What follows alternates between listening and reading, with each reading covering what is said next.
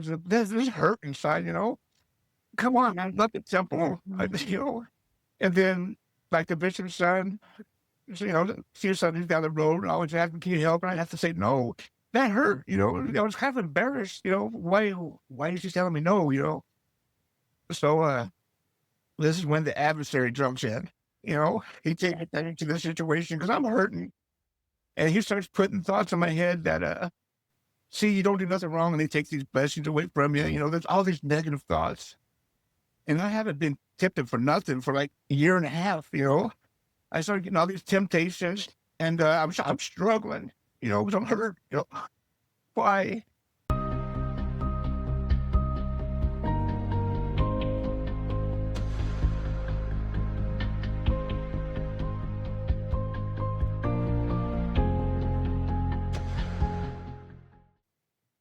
This episode is brought to you by a very, very special brand called Memoir. What makes this brand so special is that it's jewelry designed for one simple purpose, which is to help us always remember the Savior.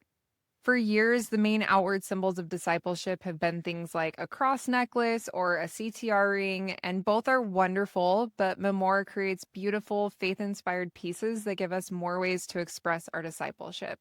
Each piece carries a quiet reminder of Christ's life and sacrifice, and it makes such a thoughtful gift, whether someone's walking through a really hard season or celebrating a sacred milestone like baptism, temple endowment, or a mission call. I have mine on right now. I have my disciple bracelet. I love it so much. I wear it every single day and I never take it off.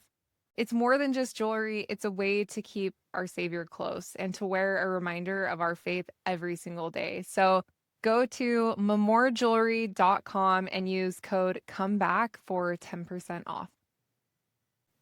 Okay, Troy, I am so excited to have you on the podcast. Britt has been telling me that she's like, I can't wait to get Troy on the podcast. He is so awesome and he's so excited. Yeah. And I'm honored to Well, have you on. So thanks for yeah, I joining can't believe us. I'm sitting here talking to you. Your podcast is awesome. Awesome. Well, thank you so much. I also have this little gift for you, this little disciple chain. I hope you were waiting for me to give this to you. I'm so excited for that. So, Okay, I need a selfie from you wearing it so that I can see it on you we'll, because it's pretty we'll cool. do that. And I mean, I mean, to see Troy rocking a disciple chain, it just doesn't get much better than I that. will get you a kid for sure. Okay, awesome. I'm excited to see. Well, Troy, okay, tell us a little bit about you. I want to hear like where you live, what you do for work, maybe. I live in Boise, Idaho. I'm a landscaper. Right now it's our off season, so I'm praying for snow. So we do snow removal and ice melt in the wintertime. But other than that, I'm taking advantage of this free time, going to the temple like daily, and just Awesome. taking it easy right now.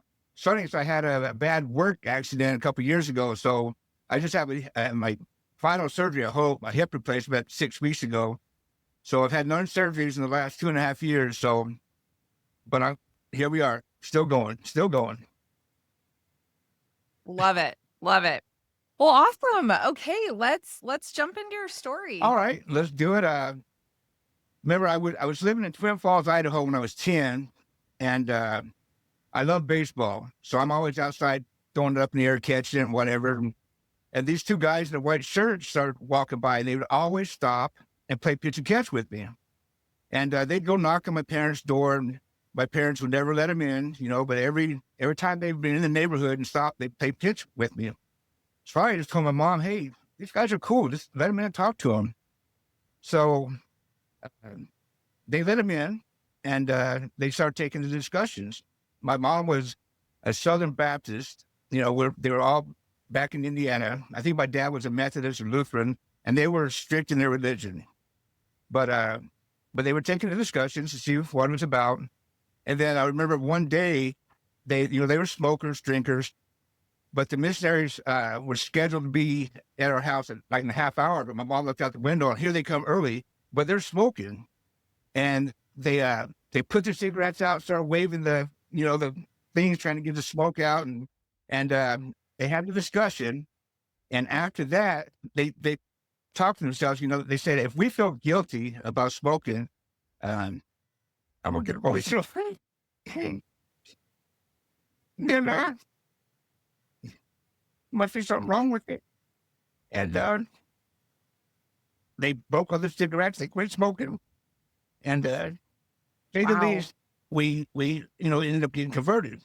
Now, my dad, his bright ideas, he wanted to get baptized in the river like Jesus did. So in April, with ice still floating down the Snake River, right below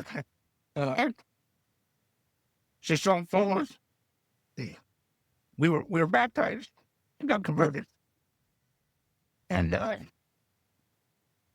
tell people I was just at the Tuesday night, our board youth temple trip, and we're sitting in the waiting room, and they were talking about the pictures on the wall, and it showed a picture of John the Baptist and Jesus. And I started telling them, yeah, I was baptized in a river, And I told him, but to this day, I'm telling you, the water was warm. And it's not because it was really warm, but I think God had something to do with it, So anyway, we got converted, Yeah. and 3 years later, we ended up moving to Boise, Idaho. And this is where I lived most of my life here in Boise. And grew up with young men and went to church. Well, my dad every couple years when I was young, we moved because he was in radio. So he was a general manager. He put a radio station back on its feet. Then he get another job offer. So we moved quite often. But I remember going to seminary in Salem, Oregon with sister-in-law, and just growing up doing all the mutual things. And I remember she would always, to entice us to come to early morning seminary, her husband would make us eggs and bacon every morning. So that was our excitement to go to seminary. But we ended up in Pocatello when I was a senior. And I look back now at the church, and when I was young, I would just go on with the steps, just go along. It didn't mean to me then what it means to me now. But they were moving from Pocatello to Las Vegas, or Henderson, Nevada. It's a suburb of Las Vegas, so I just call it Vegas. Well, I wasn't going to go. I was graduated, and I'm not going. You guys, I don't want to move again. So I stayed in Pocatello. My dad, here's your bags. They took off. And I was living with a high school athlete friend of mine, and we were going to go to Twin Falls to go to CSI. He got a track scholarship, and I was going to do a walk-on the baseball team with the basketball team. And we went to register, and I just didn't do it. I registered, I just didn't go. I wanted to party. I had really long hair at the time. So this went on for a while, and I got homesick really bad. And, I wasn't even thinking about a mission or anything like that. So I called my mom and said, I want to go home. So she gets a hold of the bishop and Pocatello. He gives me a bus ticket to go to Las Vegas. And, I look back and little things people did have stuck with me, because he shook my hand when he gave me the ticket to say goodbye. He slipped me a $20 bill. Now, as easy and simple as that sounds, that stuck with me. It meant something to me. Well, anyway, it was a blessing to go back home, because the young men in the ward I was in were incredible. The Taylor boys, the O'Neills, the Aaron Blackbird.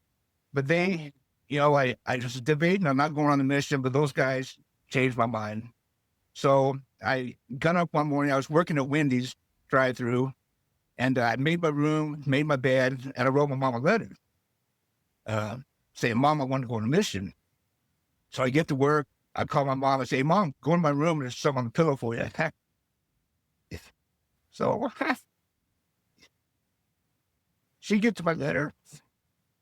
Hey, next thing you know, here's my mom through my dress. She's crying. And so it was great. And I put my paperwork in. I got my mission call. And I got called to the Davao, Butuan City, and Mindanao Island in the Philippines. So I'm thinking Philippines, yeah, tropical paradise, right? And boy, was I wrong. So, but my mom said she remembers seeing me sitting out some steps one time, because I was really debating on, is this really what I want to do? But I went on my mission, and it was the best 2 years of my life. I had to go through the culture shock, because it was very third world country, extremely. And, I get off the plane, I'm nervous because here's all these guerrillas and soldiers with their AK-47s, and I'm not used to this stuff. And I remember my first 3 weeks or 3 months, I lost 30 pounds. I just had a lot of adjusting to do. But I had a very successful mission. I baptized 52 plus people, and I Wow. love Philippines.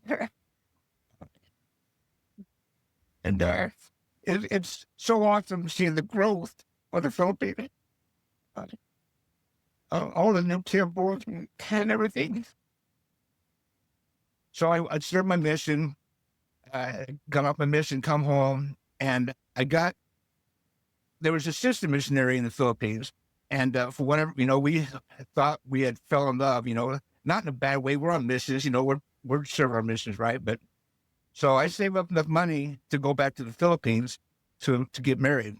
So young, not the brightest idea, but so I'm back in the Philippines. I thought I had it all figured out. I thought it was going to be 3 weeks. We're going to get her visa, get her, her cards and all the paperwork we needed to do through, to get her to come to the country. And I was ended up being there for 3 months.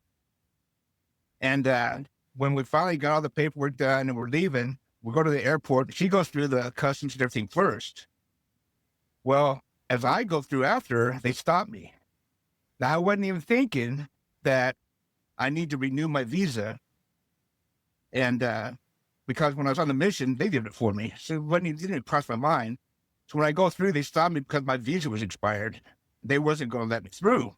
She's already over there. She's moving to another country. We got married over there in the Manila temple. But Philippines are corrupt, They bring me to the back room, and I had $35 still on me. And they told me, if you have 750 pesos, we'll let you through. Well, $35 is exactly 750 pesos. So I got lucky. And so that's how I got through. So we come home and, we had my oldest daughter, and then our second child passed away at birth. And then we had my oldest son, David, who just got engaged today. So I was proud of him. Yeah, Wow. it's awesome. Their story is something crazy because it was funny. He had got Sydney pregnant when they're in the 30s now, when he was 15. And I'm sitting in the house one day cooking dinner. He comes in and goes, "Pops, I got something to talk to you about." I'm joking. I said, "What'd you get Sydney pregnant?" He didn't say nothing. And I look at him and yeah, he was telling me. I said, "When'd she do?" He goes, "In 3 weeks." I'm like, "What?" But her parents were wanting to give the child, Bentley up for adoption, and it was a big ordeal, but they kept Bentley, and they got together and ended up having another child, Oakley, my grandsons. And through all the years, they've had different relationships, been back and forth, but they're back together, and Oh my now they're getting married. gosh. Isn't that crazy? Wow, that's It's so awesome. cool. But so anyway, Vegas was not a good place for me to go back to. I've always believed in the church, but I started working in casinos and for drinking here and there and doing recreational drugs and just crazy stuff. But we ended up moving to Boise, and I moved with my brother, and both of our wives were named Cynthia. We got here, and I started getting a little worldly, and the marriage broke up. And she still lives here. We're still friends. We wasn't for a while, but I'll get into that later as I tell my comeback story. But so we got divorced, and I ended up having another daughter with another lady. And then I met my next wife, Crystal, and we were together 13 years, had 2 more boys. But I started getting more involved with drinking. I hadn't gotten to the drug scene yet, but I started drinking really bad, and I was just getting into the dark days, and I ended up getting disfellowshipped. And it didn't it didn't phase me. At the time, I didn't really care, because I was just thinking about Troy. I was selfish. And then I got a letter from the first presidency saying I was excommunicated. So I got excommunicated from the church. Yeah, what was that like? Like, how did they, like, know that you were I'm sure Crystal had talked to the bishop because I had got the lady uh, had my daughter Whitney with. I converted her to the church, and then Crystal, I converted her to the church. And so we were going to church. I was Yeah. just not living the standards of the church. And I'm sure she had talked to the bishop, because I had stepped out on her, and she found out, and we were forgiven. She was forgiving me, and it happened again, and I was just in a bad place. So we got divorced, and Mhm. I'm sure the bishop, through their conversations, that's how I got excommunicated. Yeah. So I'm no longer in the church. I'm divorced, and that's when I started drinking a lot, and I got introduced to meth, and I isolated myself from my kids, my family. I uh, I started getting in trouble with the law. I didn't care nothing about the law of chastity. Didn't care about the word of wisdom. I didn't care about the law in general. I started getting misdemeanors, getting busted for this because I was living as a drug addict. You know, and I end up getting asked to go to Twin Falls to join a team in a softball tournament. I played ball for 35 years. I played 5 games a night. I just love softball.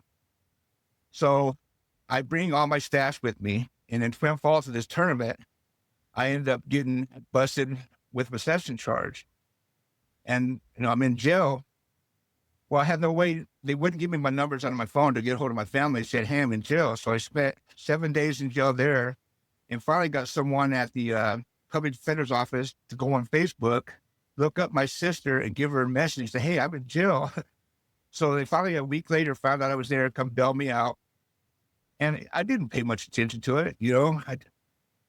I was smoking meth. I just didn't care. Come back home to Boise.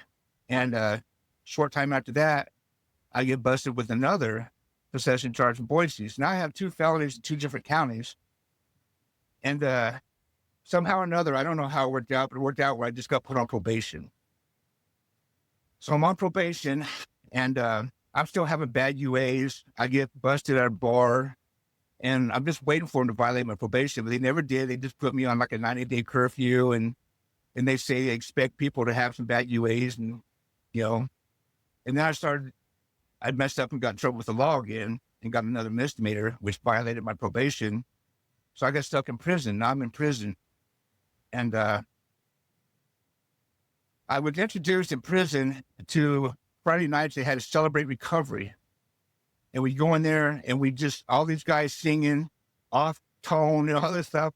But I loved it. We'd go up in front and just, pray and get a short little message told us. And I loved it.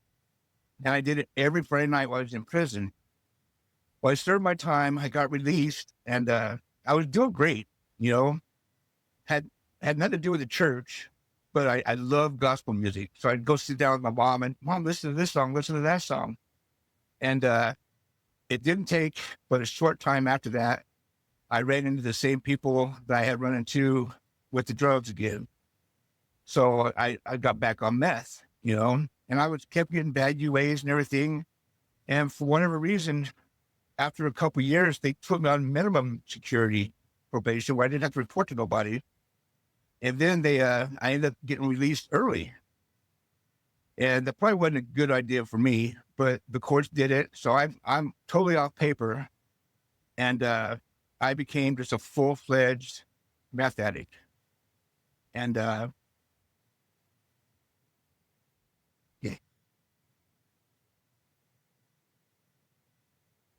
yeah. I became alcoholic because you can't get drunk when you're on meth. We calculated up one night, and I was drinking 34,700 calories of alcohol a week, and I was getting my meth in abundance for free. but I was a functioning drug addict. I worked, I did everything. And, but I was a full-fledged meth addict.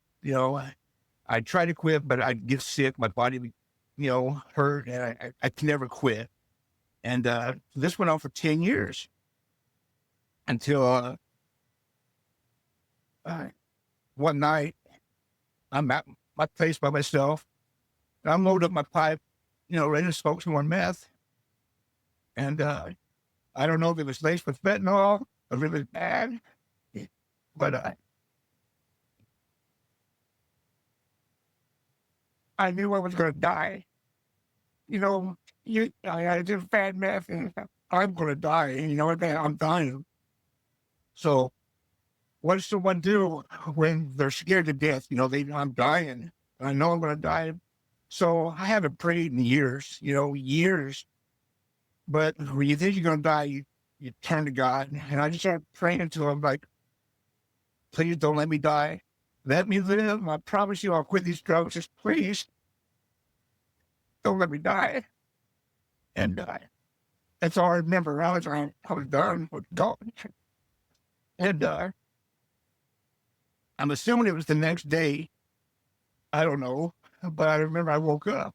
I wasn't dead. And to this day, I don't even know if I thank Heavenly Father for, not letting me die. But what I do remember was my promise I made to him. I promised him I'd quit. So I flushed all my stuff down the toilet, sprinkled my pipes, threw all my paraphernalia away. I called the people that I was getting it from and said, don't bring that crap around me no more. And I quit. But, I know your story. You've been a drug addict. Anyone who's been a drug addict knows you can't just quit. It's impossible. Your body will get sick and have cravings. You have withdrawals. It's an ugly thing, But this is where the miracle started because I had none of those things. Nothing. It was like I never did drugs. I didn't get sick. I didn't crave it. Nothing. And it's impossible. But it happened, Wow. Wow. That's a miracle. So then this is when things started getting a little crazy in my head because I started all of a sudden having all these thoughts. You need to get back to church. You need to get back to church. I'm laughing at myself like, I haven't even thought about church. Where are these thoughts coming from? Come on now. And they started getting more and more intense and just consumed my mind. And so I pray again. This is my second time I prayed in 30 years, something. And I pray again. And I tell Heavenly Father, I said, hey, I don't know where these thoughts are coming from, but I can't go back to church. I'm still drinking. I still, I quit smoking, but I'm vaping. And for whatever reason, during this prayer, I promised Heavenly Father that when I was drunk, there was the alcohol in my house, I'll quit. And when I'm done with this vape, I'll quit. And then I'll think about going back to church. Now, why I said that in that prayer, I don't know. That wasn't my intention when I started to pray, but it came out during the prayer. So anyway, I finished all the alcohol left in my house. I quit. Now I had family members and all these friends who knew how much I drank say, man, you can't just quit drinking like that. People die, and blah, blah, blah. But I did it. I quit. And Wow. the vape, it's like it would never run out. And I just got sick of it. I threw it away, you know. So the thoughts are still consuming my head. You need to go back to church. So I go to the DI and I buy me a pair of slacks and a button-up shirt because I didn't have no church clothes or nothing, and not a tie or nothing, just a pair of slacks and a button-up shirt. And I find the bishop in my ward. I get a hold of him and I say, hey, can I meet with you? So one Sunday when church was over with, he set up an appointment with me. I go to church and I'm talking with him. I say, hey, I don't know why. I think I want to come back to church. So we talked for a few minutes and he goes, okay, I'll get a hold of the missionaries. They'll get a hold of you. Well, he did. That Tuesday, I get a call from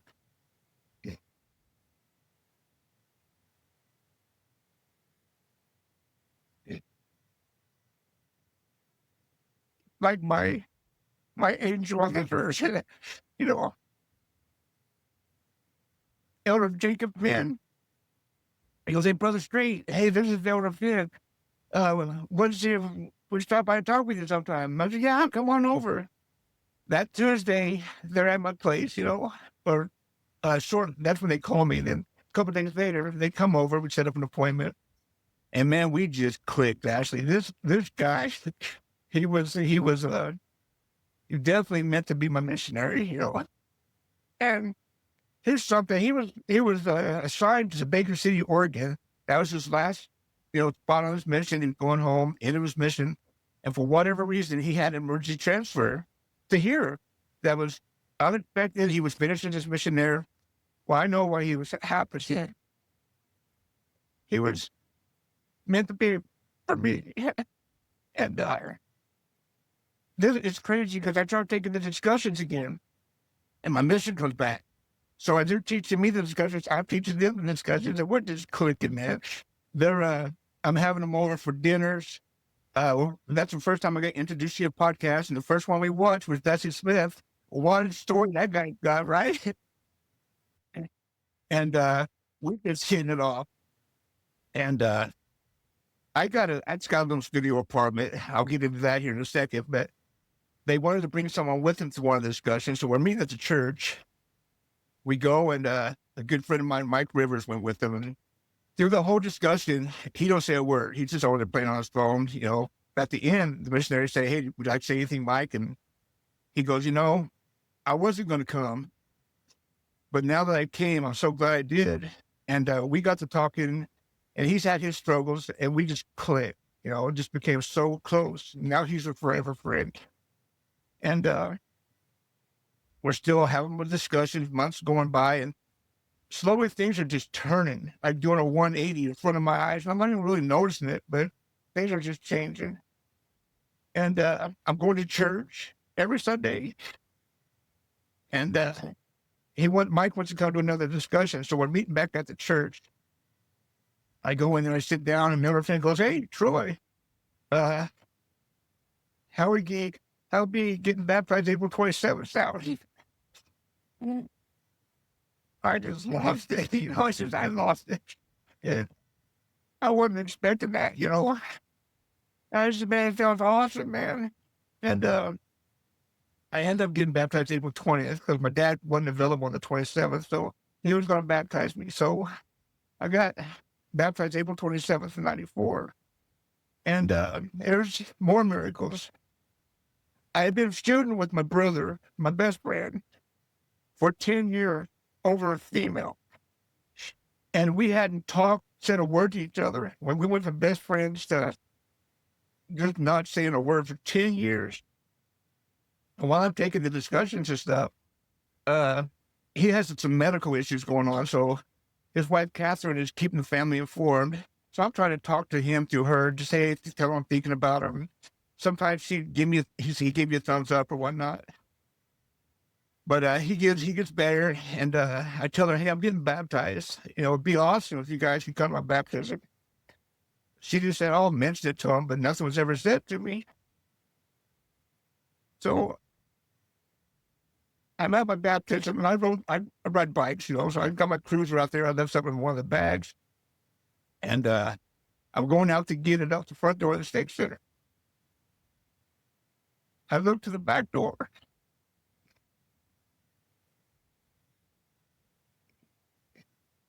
Here comes my brother, and Catherine. And I'm just like, oh, man, I'm going to run back here.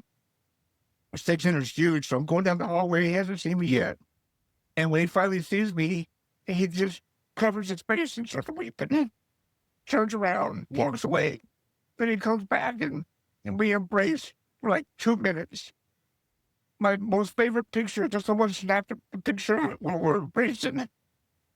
And I got my best friend back. That's my baptism. We hadn't said a word. He hadn't come to the holiday dinner for the family, nothing for 2 years.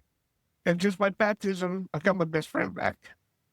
It was funny because in my baptism, he just stands up out of nowhere. "Hey, I want to say a couple words." And he tells me a story. He just said, my best friend. He just, I was proud of you. I mean, I get baptized. And there's a little joke about my baptism because my dad, he's older, brittle, and love him to death. We were at the temple yesterday together. And when he baptizes me, he has a hard time getting me out of the water, 'cause I'm a bigger guy. And I just joke now because I had a lot of sins that need washed away. So I need that water for a minute. And I get baptized, and the first year is awesome. I'm going out with the missionaries and discussions. I'm helping the youth pass the sacrament all the time. We got a small board. They always need some help. I got my baptismal temple recommend. I'm doing baptisms with the youth, the missionaries, friends. It was a great year. And then all of a sudden I get called to be a ward missionary. I'm so excited. I'm calling everybody. And then a few months go by. I don't have the priesthood yet. I'm not an elder yet. Next thing I'm in the elders quorum presidency. And I'm just loving it. Well, the first year, March coming up, so I'm on the heels of my bishop saying, hey, we need to put that request in to get my questions restored. And he's, yeah. And so he gets a hold of President Jorgensen. My bishop and President Jorgensen, the state president, are the most loving guys in this world. They were meant to be my leaders when I come back to church. They're not only the state president, he's like 6'8". He's a mountain of a man, but he's a mountain of a spirit too, So you end up getting a meeting with him. Now, through all these years, my mom and dad had adopted me because it's my original biological dad. So I had my adoptive name when I was converted when I was 10. And throughout these years, my real dad got back in my life. And he went back to court, and I went back to my biological name.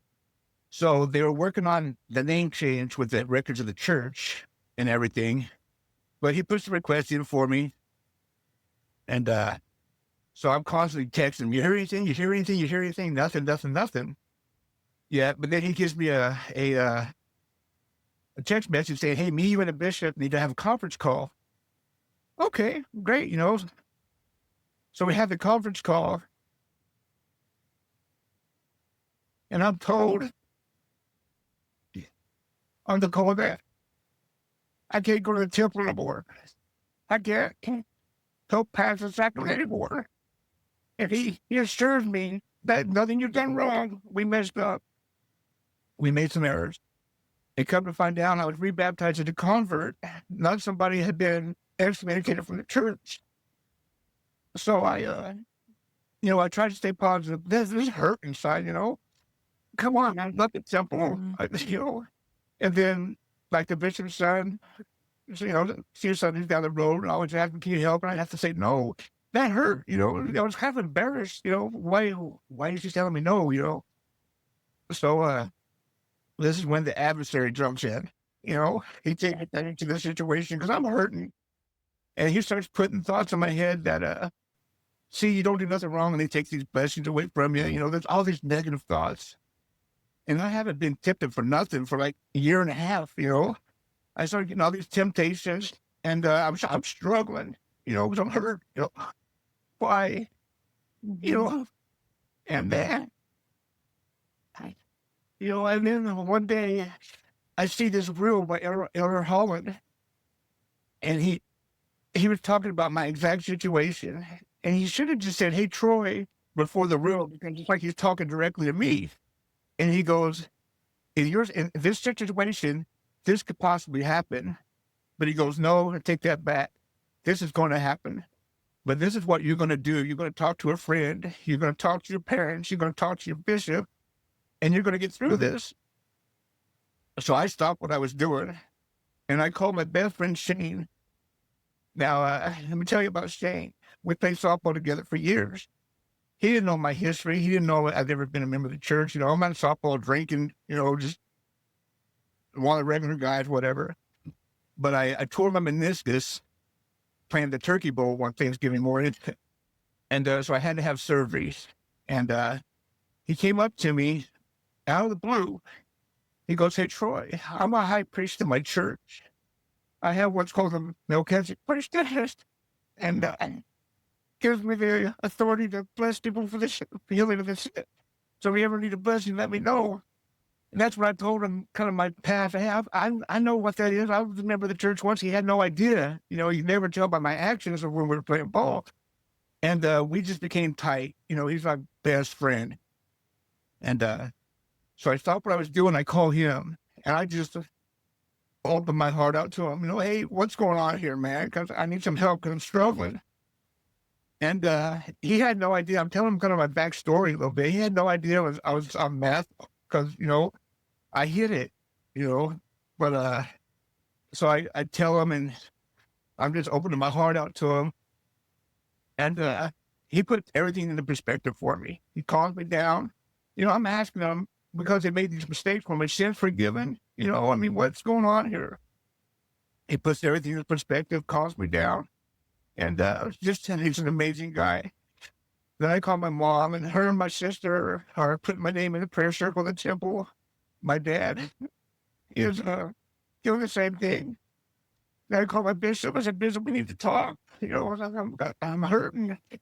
And I talked to my bishop. He's not only my bishop, he's my friend, He was with me Tuesday night when we went to the youth temple trip, and we got a bond that's crazy good, Elder Bishop Ormond. So I meet with him after church that Sunday, and I just pour my heart out to him, say, hey, I know on the phone with you guys, I'm positive and everything, but Bishop, I'm hurt. And I'm telling him my struggles. And he gives me the greatest counsel, but then he stands up and he gives me a bishop's blessing. And this is how I know he's still inspired. Because in that blessing, he blessed me that I'd be able to forgive myself. Now, there's no way he would ever know that I had been struggling like men. I was having a hard time forgiving myself for my past. My past was checkered, man. I look back at things I was doing, and it scares me now. And I was doing those things like it was nothing, like it was life. But it's almost scary. But he give that as part of the blessing. And so he's so inspired, So I'm doing okay. I'm pumped up now. My spirits are better. But, April goes by. May goes by. June goes by. And I'm constantly getting a hold of my state president. You hear anything? You hear anything? My mom's always texting me, you hear anything? And no, nothing yet, but I'll keep checking. And then, I'm still on a roller coaster of emotions here. But then July, right at the beginning of July, I get a text message from President Jorgensen, state president, and Brother Street, great news was saying, the first presidency of the church has approved your blessing to be restored. Are you available this Sunday? Well, yes, sir. Yes, sir. So, July 6th, we're on the late block at church. So I get out of church at 2. I'm in his office at 2:15. And we talk for 15, 20 minutes. And he stands up, places his hands on my head. He restores my priesthood, my temple covenants, and all my church blessings. And he gave me a beautiful blessing afterwards. I can't remember much of it because I'm bawling, but and afterwards, out in his waiting room, is my mom and my sister, and all these members of the board there to support me of this day, And we invited him in, and I was blessed to share my testimony with him. And then I told him I got to go because the bishop's waiting for me back at the ward building to give me my temple recommend interviews. So I go back, I get that from him, and then I boogie back to the state center because President Jordan's waiting for me to finish it up at his end. Well, this is the love of these guys because this is fast Sunday. We're late in the afternoon, and these guys are doing this for me, And so the next day, I'm at a Deseret Book, getting my temple clothing, and my temple garments. I started wearing my garments again. And that Wednesday, I'm back at the temple doing baptism for my family. And I give my pants, my temple pants to Sherry Sandoval. She's in my ward. Her and her husband Felix, great temple workers. Now here's where Heavenly Father started working on my plan 8 years ago when I was in my darkest days, because I had a townhouse, you know, and my son's taken off to the Marines. So there's no reason for me to keep my townhouse. My other son moved in after he went to the Marines, and we were both doing drugs. So we clashed and it didn't work out. So I'm looking for somewhere else to move, and he's moving out. And I found this little studio apartment that came available. Now, at the time, this is 8 years ago, I've been here 8 years. I wasn't thinking about the church. The church was the last thing on my mind. But I find this studio apartment, and I'm at church one day, Saturday morning. I'm up cleaning the church, and this lady comes around the corner. It was Sherry. She goes, "Hey, do you remember me?" And I'm like, "You look kind of familiar, but no, not really." She goes, "This is Sherry." "Sherry? Why?" I just embraced her. I moved here when I was 12, I was in the Boise 27th Ward. Well, the Boise 27th Ward is now the Boise Hampton Ward, my ward. I'm in the same ward that I grew up in. I didn't even know that. And then come to find out she's still in the ward. My old bishop's still in the ward. As I get more familiar with my ward, I have so many members of the ward that watch me grow up. So Heavenly Father knew what he was doing. 8 years ago, he brought me home, and I didn't even know. But it's the same ward. Me and my dad would talk about it. We helped plant that tree when I was 12 in front of the church. And, all these years later, so it's crazy. But so I give my pants to her, and the bishop suggests that we do initiatories before I do an endowment session. So she gets my pants hemmed up, and her and Felix, me and the bishop set up a time to go do initiatories at the temple. So we do that, and the bishop gives me a book to read called The Holy Invitation. Have you ever heard of it? If you haven't, it's a little 3-section book. It kind of guides you on how to, like if you were to go meeting God, how to represent yourself and how to prepare yourself for the temple. Beautiful book. So I read that. And then I was asked to talk in sacrament meeting. Well, I learned something from this too. If you're asked to talk in sacrament meeting, ask if a member of the stake presidency is going to be there. And if they say yes, say, "Okay, I'll talk the week after." Because the stake presidency there.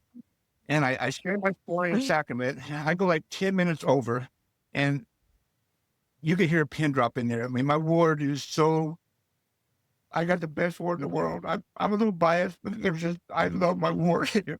And for whatever reason, I'm in the stake president's office one night again, and I was giving my stake president a hard time because he missed my talk. Well, brother, Williamson was there too. He's like, he makes a joke like, "Oh, don't worry, he may have missed that, but he may be giving that talk to state conference." And I'm looking at him like, "Funny, dude, you're nice one, And well, one Sunday he's at the ward and he's shaking my hand. He goes, "Hey, I need to talk to you about something." I got nervous as heck. I'm like, "Oh," but you know what? I'd already told my mom that I'm going to talk to state conference. The spirit already told me. I already knew, and so he asked me to talk to state conference. You don't have to do it now. You don't have to answer me now. But I said, no, I knew I was going to. I will. So he says, "I got 7 minutes to tell my story in state conference, So anyway, I agreed to do that.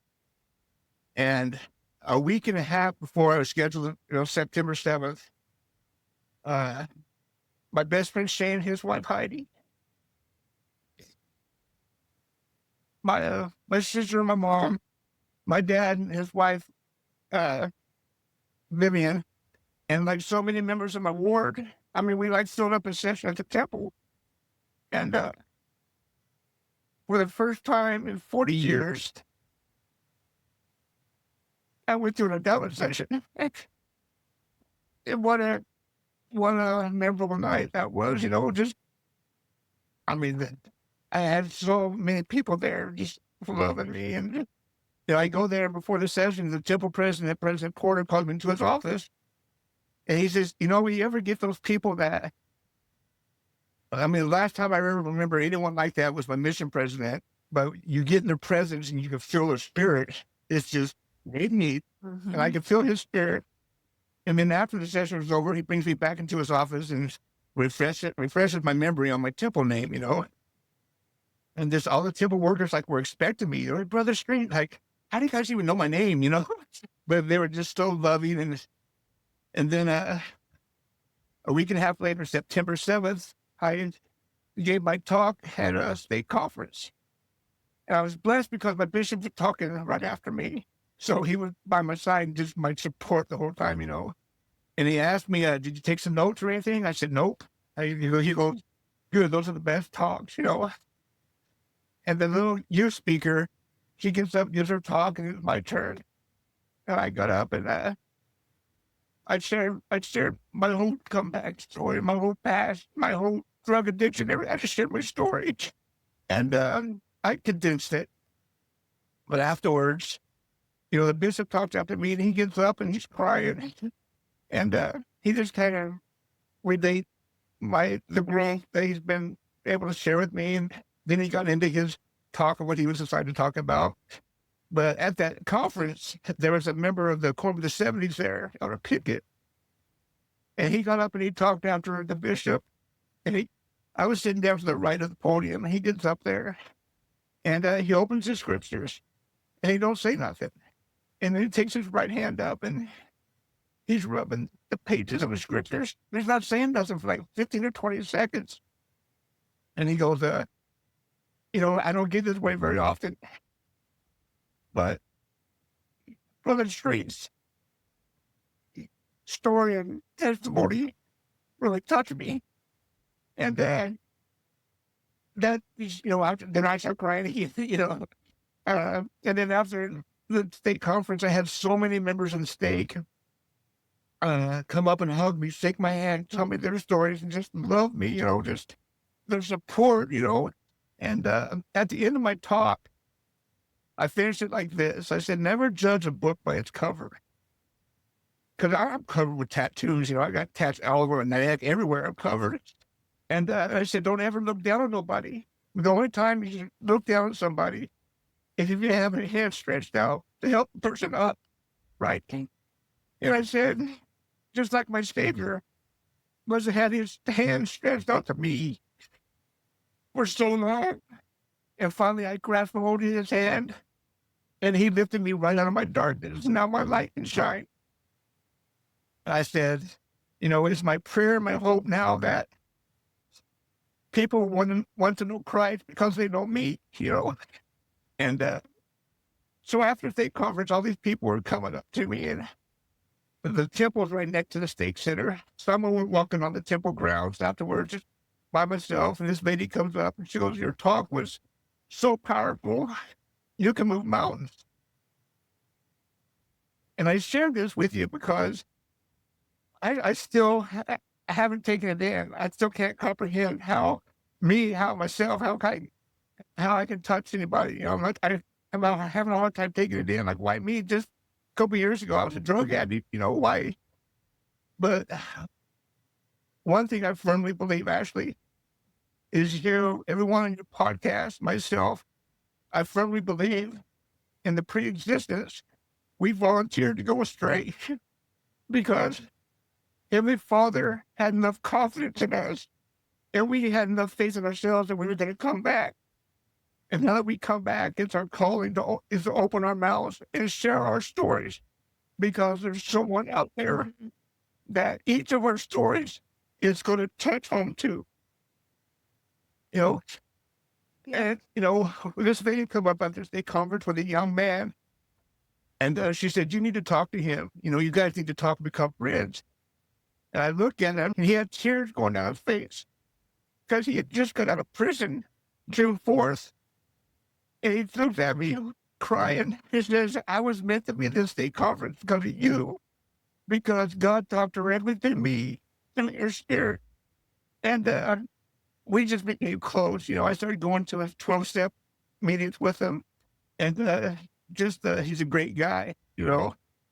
he's not my ward, but sometimes I'll see him. You know, he ended up getting a job, so he kind of got off track on this on the meetings. But I've gone to a few with him and just support him, and we stay in touch. But you know, I'm still having a hard time taking it in. Like, why me? You know, why? You know, I'm not comprehending it. But it's a blessing. It's such a blessing, and that's pretty much my story. You know, I'm just loving life now. I'm going to the temple pretty much on a daily basis. I love it. And, you know, I saw Carla's story and her husband, and, oh, their stories are something else. And uh, Hmm. when I talked to my dad at the temple yesterday, I told him, you know, I want to become a temple worker. And he goes, we need you, you know, you're needed. So I'm going to try to schedule up a meeting with the bishop to see, you know, what that process consists of to see about on my off season right now, just help out at the temple, you know. But it's so good. It's Wow. so good being back in the church. Man, you were talking about how when you sometimes you meet people and their spirit just like radiates, and that is you, Troy. That is you. And man, it is just so beautiful to hear your story and your testimony. Man, this is up there with best episodes ever recorded on Comeback Wow, thank you. I Podcast. mean, it's a blessing. I'm just blessed, you know, for Savior. You're never too lost to come back. And you Yep. know, every day I feel how much Heavenly Father loves me, and I tell you what, I'm so grateful. I am so grateful for the atonement. You know, uh, you know, you learn something. I went through the Book of Mhm. Mormon 3 times since I've been back, and you know, on the on season, I listen to it in the morning, and then I listen to Comeback, some of the podcasts, and I'll listen to Gospel Music while I'm mowing the fairgrounds. You know, I mow that all week long, and it's funny because I think you were just mentioning it. Something I was listening to you say the other day about President Benson back in 2017 gave a talk about if you uh, read some of the Book of Mormon every day, it helped keep uh, temptation and stuff. Yeah. You know, I have such a testimony of that because I didn't Yep. start getting them temptations and stuff until it was on my off season, and I was out on surgery, but I wasn't listening to the Book of Mormon every morning because I was at home. I wasn't at work, and I started getting temptations. I Mhm. had never had temptations all this time. I'm listening to the Book of Mormon over and over again. So I have such a testimony that Yeah. that is so true. If you just read a chapter a day, It is so true. you are protected, man. I'm telling you. It is so true. It's President Nelson talk from, I want to say it's 2017, but he says that if you read the Book of Mormon every day, you will be immunized against the evils of the day, including mind-numbing Yeah, addictions. And it is it so true. absolutely is. It absolutely is. I love it. I love it. Well, Troy, this has been just so, oh my gosh, what an honor for me to spend this morning with you and to be able to hear your story. I can't even tell you how honored I am. I thank you, Ashley. I appreciate you so much. You know, I love your podcast. I'm introducing it to so many people now, and it's a blessing because it gets my days off right. Or if I'm having anxiety at Yeah. night sometime, I turn on your podcast and just listen to try to find one that I haven't heard already because I've heard almost all of them. You got some awesome people on there, man. They're just awesome. But what you're doing is Yeah. amazing. I mean, it's incredible, and you're a blessing to my life. You know, I appreciate you. I'm just the one sitting here getting to have the honor to listen to stories just like yours. So, well, Troy, thank you so much. Thank you for taking this time with us. I know this story is going to resonate with so many people, and I just can't thank you enough for coming on the podcast and sharing your testimony with It's us. been my honor, privilege. Thank you.